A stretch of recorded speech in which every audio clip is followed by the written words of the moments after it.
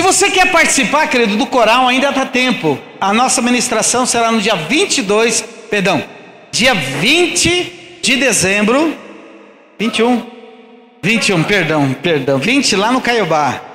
Mas dia 21 será aqui na igreja a cantata de Natal. E dentro, só que tem que convidar. Mas um detalhe importante que nós acertamos aqui entre os líderes de célula e acertamos aqui entre os irmãos, entre os pastores aqui. Querido, mês passado, no terceiro domingo do mês de novembro, nós arrecadamos 430 quilos de alimento. Amém, querido? Fizemos aí 19 cestas básicas que já encaminharam, e as cestas básicas caprichadas, 430 quilos. E aí nós estabelecemos aí, colocamos aí uma média, e nós queremos aí atender, por exemplo, ali aquele instituto. Cadê a Kathleen? Qual o nome lá? Que a gente vai todo ano lá, Kathleen? Casa da Criança Peniel. É um abrigo. E nós queremos atender parte daquilo que nós arrecadamos de alimento, atender essa entidade. E nós estabelecemos aqui, querido, um alvo de 700 quilos. Amém? 700 quilos para toda a igreja alcançar no dia 22 de dezembro, no dia da cantata. Nós vamos fazer uma grande festa além do coral. 21, perdão, gente, perdão. Dia 21, para entregar esses alimentos aqui. Então as células já estão mobilizadas, né? Lá na minha célula eu tive o privilégio de ver uma família dizendo: pastor, até dezembro a minha família vai doar 50 quilos. E eu falei: bom, então agora 650 da igreja. E aí Deus, não, por que você vai deixar ele fazer sozinho? 50 quilos é seu também. Então já baixou para 600 quilos aí da igreja. E eu tenho certeza que haverá uma mobilização e nós vamos alcançar. Eu sei que você pode ir além, a igreja pode ir além, querido. Amém, querido? No meu coração, né, está 1 tonelada, mas nós vamos deixar aqui, né, 700 quilos como base. E uma coisa eu quero que você compreenda e entenda uma coisa: tem coisas, querido amado, que você não precisa tirar de você. Você pode convidar uma outra pessoa, um colega de trabalho, um amigo, um parceiro, e fazer uma parceria com você. Olha, minha igreja está fazendo um levantamento, está levantando gêneros alimentícios, e você tem certeza que você vai conseguir. Eu já tenho uns 2 parceiros aí que, além dos meus 50, nós vamos alcançar um pouco mais para a igreja. Então, querido, tudo é questão de nós queremos abençoar. E nós vamos nos acostumando com o alvo, porque daqui a pouco nós vamos ter alvos missionários. Amém, querido? Alvos missionários. E aí você vai, eu tenho certeza que você vai estar envolvido, enganjado nesse desafio, para nós crescermos juntos e proporcionarmos que o reino do Senhor seja grandemente abençoado. E as famílias, profetizamos aqui: vamos ter muito mais para dar do que para tomar emprestado. Amém, querido? Nós vamos ter muito mais para dar do que para tomar emprestado. Querido, nós um dia vamos ver aqui na igreja que as nossas cestas básicas não vão para servir para os crentes. Vai servir para a comunidade. Gente realmente carente, gente que precisa, em nome de Jesus. Amém, querido? Porque nós vamos ter muito mais para dar do que para tomar emprestado. Acreditam? Em nome de Jesus. Então, e eu creio, e a Bíblia nos orienta, a lei da semeadura: você dá para ser, é melhor dar do que receber. O cristianismo promove isso. A única, nós vamos dizer, religião que tem essa direção, é dar. Nós somos doadores. Amém, querido? Abra sua Bíblia em Atos capítulo 2, por favor. Uma igreja que deseja prosperar. Eu acho que eu deixei aí no canto aí, tá aqui, beleza. Uma igreja que deseja prosperar. Uma igreja que deseja prosperar. Atos capítulo 2.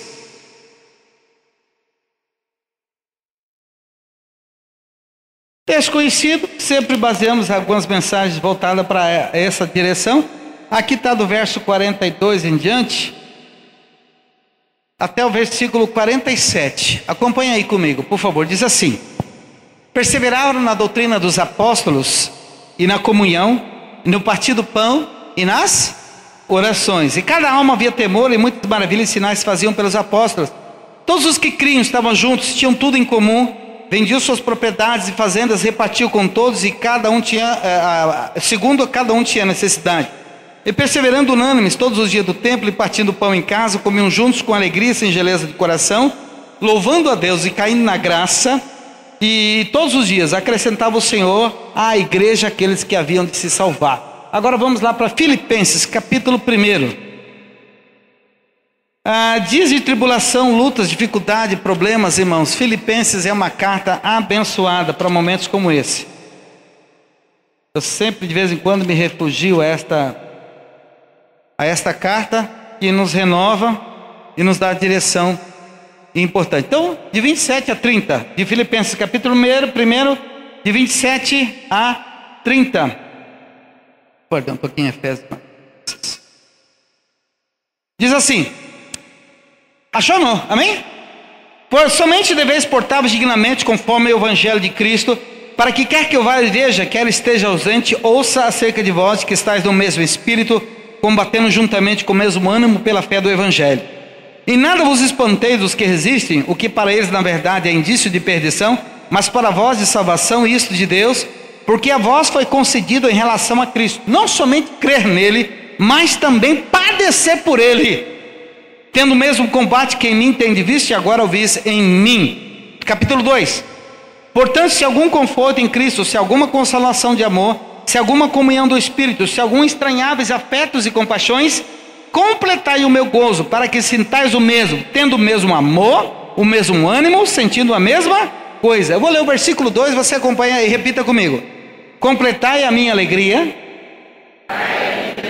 para que sintais o mesmo, tendo o mesmo amor, o mesmo ânimo, sentindo a mesma coisa. Nada façais por contenda ou por vanglória, mas por humildade, cada um considere os outros superiores a si mesmo. Não atente cada um para o que é propriamente seu, mas cada qual para o que é o dos outros.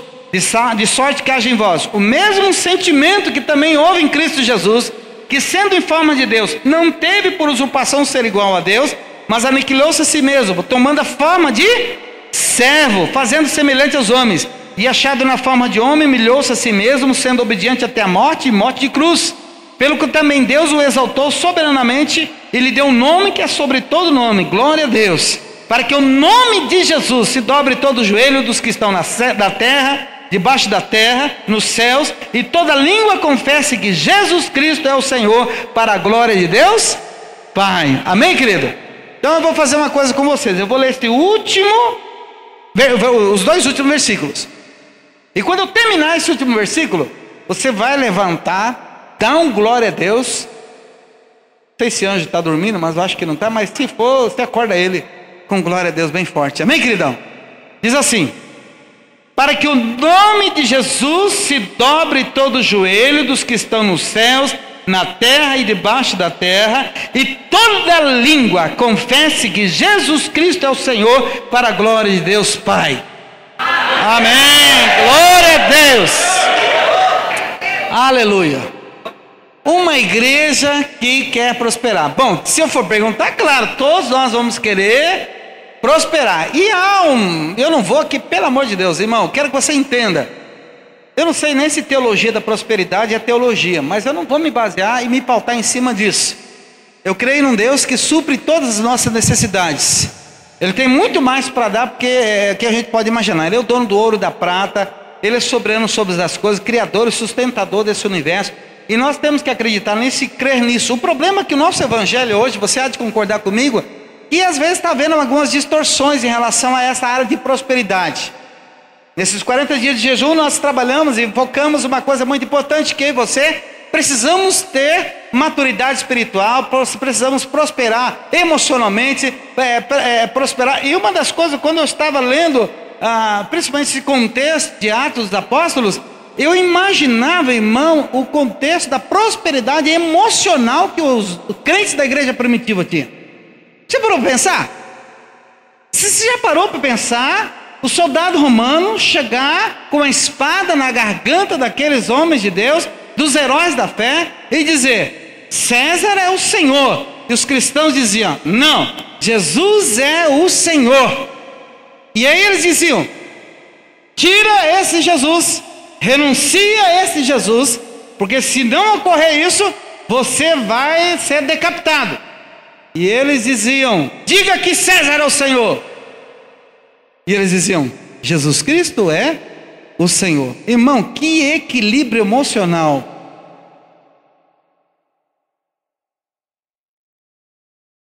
Seu patrão vai chegar amanhã, não vai acontecer, estou ilustrando.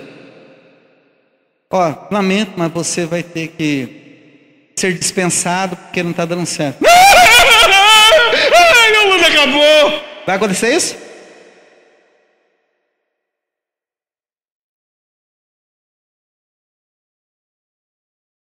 Acredite se quiser, pode acontecer. Queridão, a paz que transcende todo entendimento guardará os vossos corações. A paz que transcende todo entendimento guarda o seu coração. Quando você tem convicção daquilo que você é, de quem você serve e do que Ele é capaz de fazer. Amém?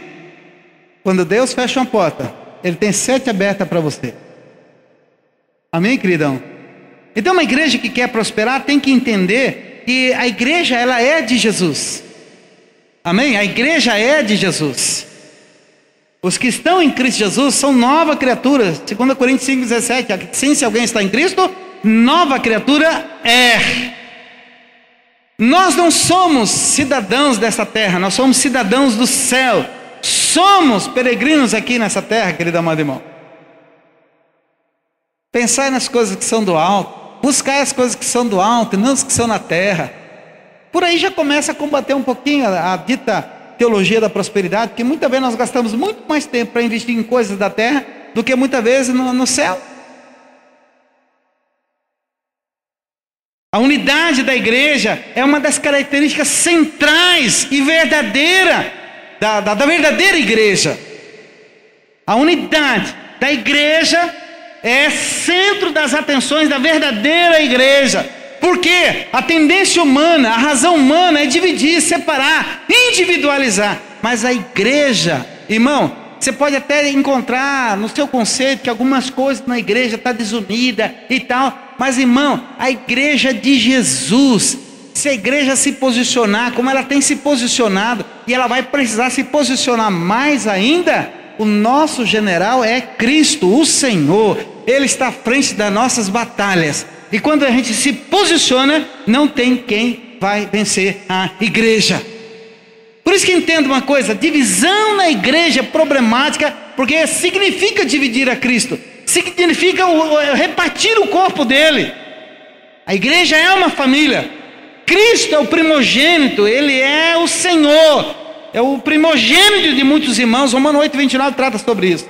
A igreja tem uma missão, é essa igreja verdadeira, é o crescimento espiritual. Olha, irmão, a fé vem pelo ouvir e o ouvir a palavra de Deus. Você entenda que a missão da igreja é proporcionar que você também seja cheio do Espírito Santo de Deus, seja forte, firme. E nós temos outras atividades, missões, beneficência, uma série de coisas. A verdadeira igreja, querido amado irmão, ela sempre está em movimento. Amém, querido? E esse movimento gera resultados. Quando eu falo movimento, eu não estou falando de avivamento, de animamento, eu não estou falando de qualquer tipo de evento. Vamos fazer qualquer coisa, né? Já algumas vezes aqui na igreja, parece que alguém estava desocupado. Não tem nada para fazer, vamos fazer isso. Aí fazia, e a gente arrebentava emocionalmente, arrebentava espiritualmente, arrebentava-se financeiramente, porque não tinha direção. Vamos fazer qualquer coisa. Não, a igreja ela sempre está em movimento, e o movimento dela tem que gerar discípulos. Repita comigo, o movimento da igreja, seja em qualquer atividade, tem que gerar discípulos, tem que gerar gente convertida, tem que promover. Não adianta queremos fazer alguma atividade se não vai promover o reino de Deus. Amém, querido? Nós não podemos apenas nos pautar em cima de aspectos contra a moralidade, denunciando apenas o pecado. Nós também temos que fazer a nossa parte de viver em santidade, lembrando que o nosso Deus é santo, e os seus filhos também têm que andar como Ele se comporta. Querido, a igreja funciona para Ele, a igreja é dele, a igreja segue a direção dele, a igreja se apoia-se nele, a igreja firma-se nele, a igreja caminha para ele. Amém, queridão? A igreja funciona para ele. Aponta o dedão para mim, por favor. Aponta, pode atender. Fique à vontade. E pode falar bem forte, grosso, duro assim. Pastor, o senhor não é dono da igreja. Maravilha, valeu. Cadê os líderes de célula? Fiquem em pé. Olha que os líderes de célula da igreja. Aponta para eles e fala: você não é dono da sua célula. Maravilha, pode sentar, por favor. Agora eu vou dizer uma para vocês: igreja, vocês não são donos da igreja. Gostaram? Vocês não são dono da igreja. Ela tem um dono. Quem é? Fala bem forte: Jesus é o dono da igreja. Jesus é o dono da igreja. Jesus é o dono da igreja, querido, mais ninguém. Aqui eu tenho vários irmãos que são membros fundadores. Eu sou membro fundador daqui igreja. Irmão, mas tem gente que tem que tomar cuidado para não afundar a igreja. O fato de eu ser fundador disso, daquilo dali, não quer dizer que eu sou dono da igreja, não. Dono é Jesus. Um dia eu vou embora. Vou embora ou não vou? Para a glória, ou se Deus mandar para o lugar, não pretendo ir, quero deixar bem claro. Já comprei meu plano da Pax para ser enterrado aqui por perto, também nisso, sei lá. Mas não significa que eu sou o dono da igreja. O dono da igreja é Jesus. Ele é o dono. A igreja é a única instituição que não conhece a falência. Acabo aqui. Vamos destruir. Comunismo entrou, fechou as igrejas. Comunismo entrou, fechou as igrejas no Camboja. Fechou. 10 anos depois a igreja está funcionando nas catatumas, nas cavernas. Estava funcionando, a igreja estava funcionando. A igreja não vai à falência, irmão. Amém? A igreja não fale, a igreja não fale, a igreja não fale, porque a igreja tem um dono, é Jesus. Amém, queridão? Jesus é o dono. Então quais as atitudes de uma igreja ou de um crente que deseja prosperar? Eu vou tratar mais a nível de igreja, para você compreender, inserido nesse contexto geral das duas leituras que fizemos aqui. Primeiro, qual é? Qual a primeira atitude? Vamos lá? Os líderes, a liderança compromissada com a visão da presença de Deus em tudo. Vamos lá mais uma vez? Liderança. Então, liderança compromissada com a visão da presença de Deus em tudo. É aquilo que eu volto a dizer para vocês. Líderes têm que estar compromissados em tudo que eles vão fazer. Deus tem que aparecer. Deus tem que estar em evidência. Jesus tem que estar em evidência. O líder que quer fazer as coisas para ele aparecer, ele vai falir, ele vai falir, ele vai falir. Mas Jesus, quando está em evidência, o negócio vai dar certo. Líder de célula, seja Jesus o centro das tuas atenções.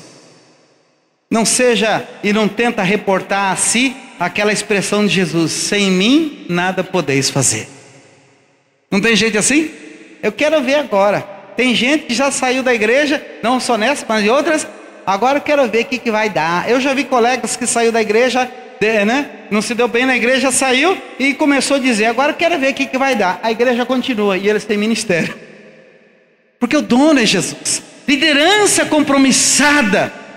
São líderes que não medem esforços para ouvir a voz de Deus. São líderes que buscam a presença de Deus a todo instante. Líderes que têm prazer em orar e jejuar. É algo comum, não é algo imposto, não é um tormento, é algo que brota de dentro para fora. São exemplos da dedicação, a excelência naquilo que fazem. São líderes que sabem perdoar, sabem ouvir, são tratáveis, sujeitos à correção, são ensináveis, gostam de aprender. Sabem lidar com a oposição e com rejeição. São líderes que sabem sofrer o dano, sabem receber o prejuízo e dizer: não tem problema. Líderes que são compromissados e convictos do seu chamado. São líderes que não permitem e não proporcionam inveja. Eles são seguros do seu chamado e também passam segurança para quem está ao seu redor. São líderes com coração de servo. Repita comigo: líderes com o coração de servo. Mas tem uma coisa muito importante também nessa característica, querido amado irmão: uma liderança compromissada.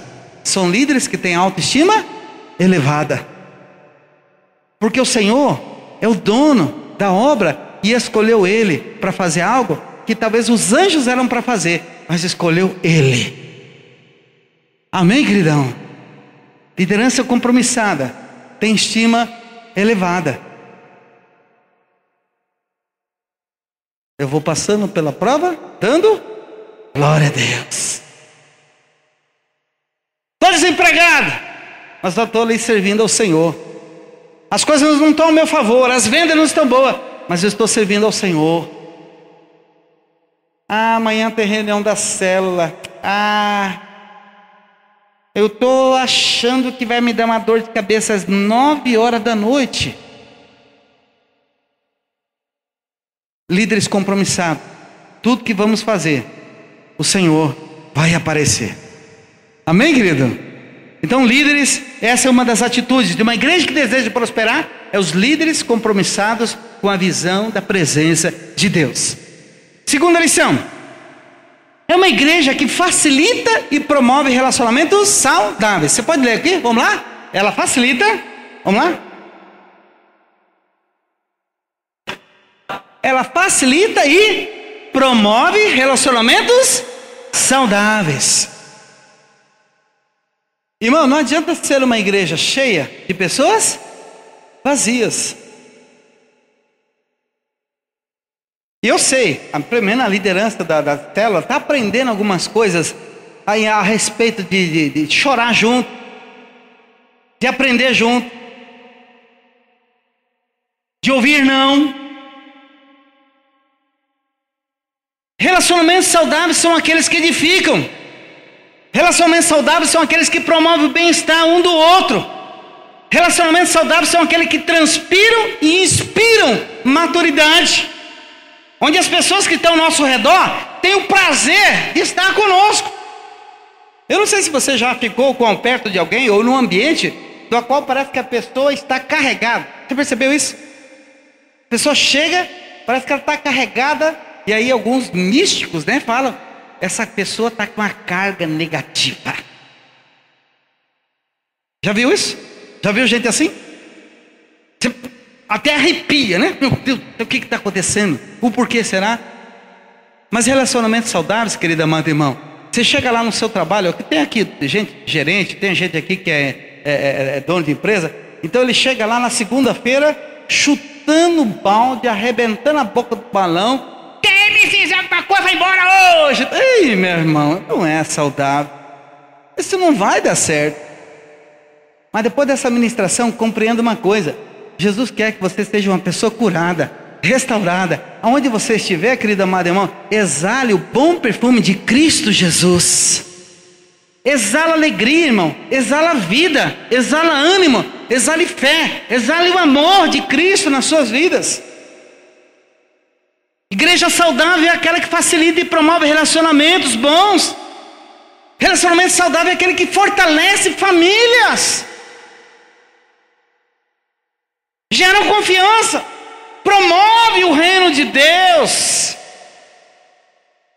você vê Atos 42 em diante, você vai ver ali que o relacionamento era tão gostoso que cada um, nada era melhor do que ninguém. Todos tinham o mesmo prazer, a mesma alegria, a mesma motivação, o mesmo desejo. Havia alegria no contexto de vida. E a Bíblia diz assim: e o que? Caía na graça do povo. Os vizinhos ao redor começavam a perceber: que povo diferente, que alegria é essa, que motivação é essa, que prazer é esse que esse povo tem. Às vezes eles nem percebiam que era Jesus, mas eles percebiam nas pessoas que Jesus estava no meio delas. Irmão, Jesus ajunta. Repita comigo: Jesus ajunta. Jesus levanta. Amém, querido? O diabo veio para o quê? Matar, roubar e destruir. Mas Jesus veio para nos dar vida, e vida em abundância. Exale vida, querido. Exale vida. Exale graça. Exale amor. Pessoas são acolhidas ensinando e curadas. Aí eu aprendi essa semana 3 coisas importantes num relacionamento saudável. Preste bem atenção. Acho que eu coloquei aqui. Vamos lá?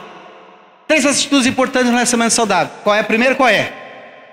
Eu errei. Segundo, me perdoa. 3, eu te amo no amor de Jesus. Amém, querido? Eu errei. Me perdoa.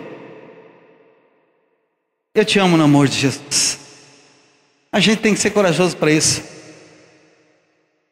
Eu errei. Me perdoa. Eu te amo no amor de Jesus.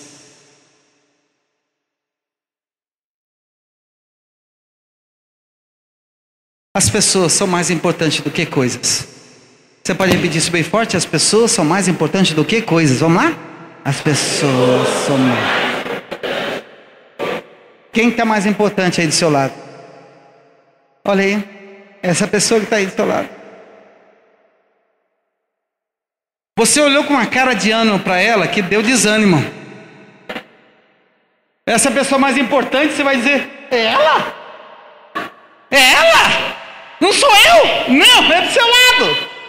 Então fala para a pessoa: irmão, eu aprendi que você é a pessoa importante. Você é importante.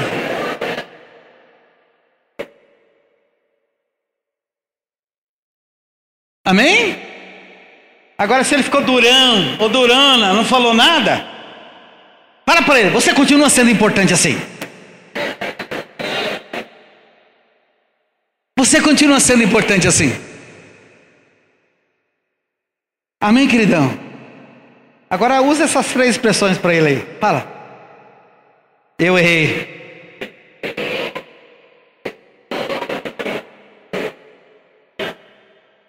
Irmão, olha aqui para mim. Eu olhei do modo geral. O que é? Eu errei. Me perdoe. Eu te amo. Olha pro pessoal e fala, meu irmão. Fala aí, rapaz. Olha e fala.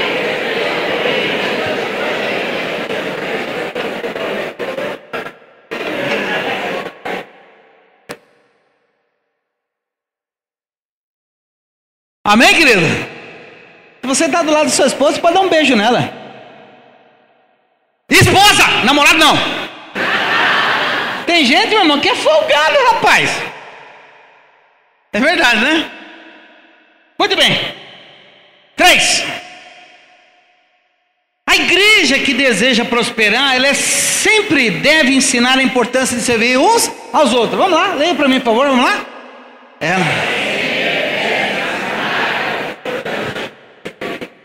Servir uns aos outros. Irmão, vai chover e uma coisa boa vai acontecer hoje à noite aqui. Sabe o que é? Você não vai ter pressa de ir embora. Vou até virar o relógio. Servir uns aos outros. Irmão, nós nos relacionamos muito pouco. Nós nos relacionamos muito pouco. Se eu mandar um irmão levantar aqui e o outro lá, às vezes nem vai saber o nome. Querida amada irmã, nós precisamos aprender que o individualismo não tem vez no meio cristão. O individualismo não tem vez na nossa vida. O verdadeiro cristianismo, ele sempre vai se pautar em mais dar do que receber.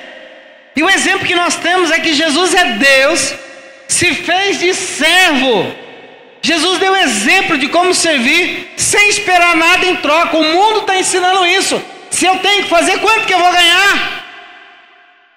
O que eu vou ganhar? Quanto que eu tenho que ganhar? Irmão, é uma ideia medíocre, patética essa.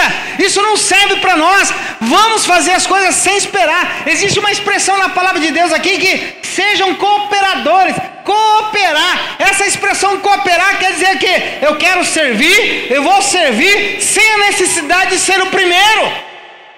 Tem gente que só quer fazer as coisas se ele for o primeiro, se ele for encampar, mas se outro for fazer, eu não vou fazer porque tem gente já comandando. Não, meu irmão, isso é mediocridade, isso não serve para a igreja, não importa, não é responsabilidade minha. Se você vê uma cadeira fora do lugar, se você vê alguma coisa, eu não sou responsável por isso. Não, meu irmão, coopera, faça além daquilo que você pode fazer. Coopera. Você está vendo que vai cair alguma coisa? Está vendo que está sujo alguma coisa? Está vendo que você pode melhorar? Está vendo que você pode proporcionar melhor? Não, mas ninguém me chamou, ninguém falou nada, eu não vou fazer. Não, querido. Vamos ter o café da manhã aqui na igreja. Bom, como ninguém falou para mim não trazer nada, eu não vou levar nada. Como ninguém não me disse nada que era para vir orar, eu não vou fazer. Cooperador é você fazer as coisas sem a necessidade de ser o primeiro. E mais ainda, você não precisa ter uma posição graduada. Ao contrário, um exemplo é de a graduação. É que aqueles maiores têm que servir os menores. Lá fora, quem pode mais chora menos. Aqui dentro, na igreja, quem pode mais ajuda de menos. Quando eu digo isso, querido amado irmão, 700 quilos para esta igreja de alimento é pouquíssimo, é um alvo baixo, um alvo ainda baixo.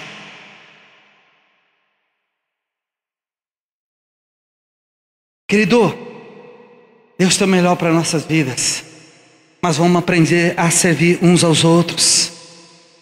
E aí existe 10 palavras, 10 verbos, se você quer aprender a servir uns aos outros. Querem? Conta aí no seu dedo. Primeiro, vamos lá, conta aí primeiro. Humildade. Segundo, humildade. Terceiro, humildade. Quarto, vamos lá forte, humildade. 5, humildade. 6, 7, 8, 9 e 10. Essas 10 palavras aí, querido. Você quer aprender a servir os outros, irmão? Seja humilde. Seja humilde. Seja humilde. Seja humilde. Estou ensinando vocês. Estamos aprendendo. Independente da sua posição, da minha posição, temos que servir. E aí deixa um texto. Quem quiser ser o maior, tem que se tornar servo. Quem quiser ser o primeiro, deve se tornar escravo. É o que o Filho do Homem fez. Ele veio para servir, não para ser servido, e para dar a sua própria vida a muita gente. Mateus capítulo 20, versículo 24 até o 28. Jesus deu-nos exemplo, querido. Amém, querido? Jesus não deu exemplo de humildade. Senhor, não faça a minha vontade, mas faça a tua vontade. Quarta e última lição. Vamos lá? Uma igreja que quer ser próspera. Vamos lá? Ela não perde a visão da palavra de Deus. A fé vem pelo ouvir, e ouvir a palavra de Deus. Romanos 10:17 deixa bem claro. Porque o ensino da palavra, irmão, gera crescimento.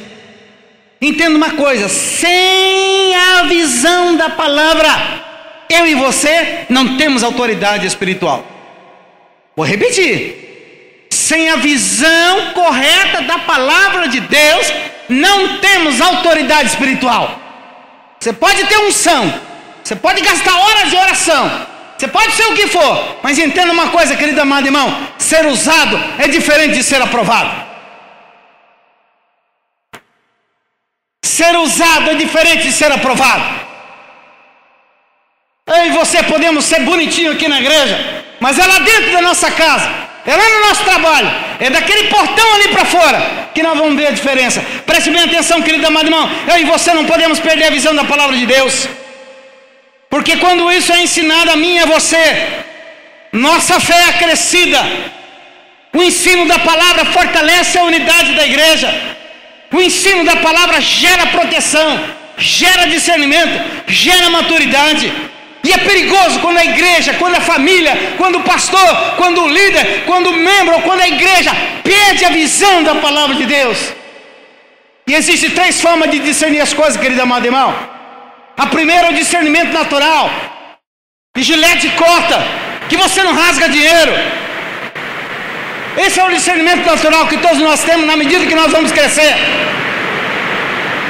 O segundo é o discernimento pela palavra de Deus, onde você percebe pela palavra de Deus a direção que o Senhor dá em determinadas situações e adversidades da vida. E o terceiro é dom de discernimento, para discernir espíritos.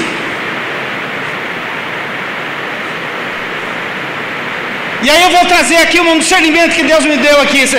Deu para mim, para o Alessandro e mais um irmão que eu estava conversando, que eu estava preocupado com isso, e de repente a mesma preocupação era do Alessandro. Agora a chuva. Mas vocês estão vindo, né? Toda vez que vocês estiverem aqui na igreja, que for começar a ministração da palavra,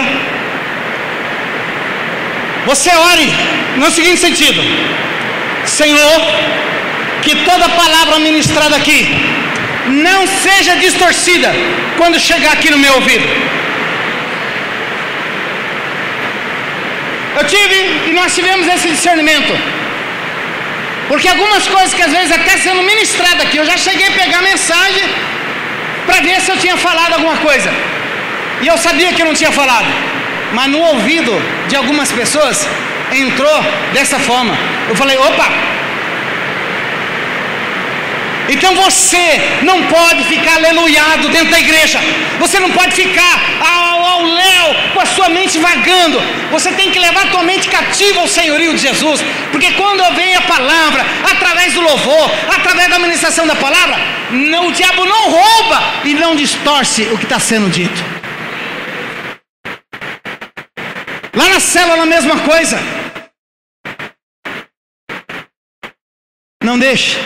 Preste bem atenção, irmão. A minha mente, a tua mente, é canal de bênçãos, mas também é canal de ação do diabo também. A Kátia está lendo um livro muito 10. Como é o nome dele? O Campo de Batalha da Mente, de Joyce Meyer. Querido, não deixe o diabo distorcer a palavra de Deus na sua vida. Porque a palavra, ela gera vida. Ela gera vida. Ela gera graça. Ela gera abundância, ela traz quebrantamento, ela traz restauração. A palavra de Deus traz cura, traz força, traz ânimo, ela protege, ela leva você para frente, ela te dá um ânimo. É a palavra de Deus. Em nome de Jesus. Eu tenho certeza que se eu perguntar aqui quantos que querem ser prósperos, eu creio que vão dizer. Lá, conclusão, o que diz aí, querida?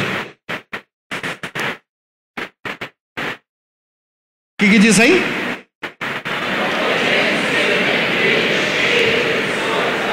Não podemos ser, eu não posso ser, eu não quero ser participante de uma igreja que está cheia de pessoas, mas vazias, emocionalmente, espiritualmente, com a frieza cercando ao redor e de redor. Deus tem o melhor para nossas vidas, querido, amém? Deus tem o melhor para mim e para a tua vida. O Espírito Santo quer nos encher. Tem muita outra coisa que poderia falar aqui sobre o enchimento do Espírito Santo. O que é uma igreja apóstola, uma igreja que realmente dá liberdade para o Espírito Santo de Deus. Não se preocupa com a hora, não se preocupa com a chuva, não se preocupa com as adversidades. Uma igreja próspera e que deseja prosperar tem Jesus como seu Senhor, seu comandante, seu guia, em nome de Jesus. Vamos ficar em pé, querida amada irmão. Vamos cantar o Espírito Santo. Espírito Santo, me enche. Aleluia.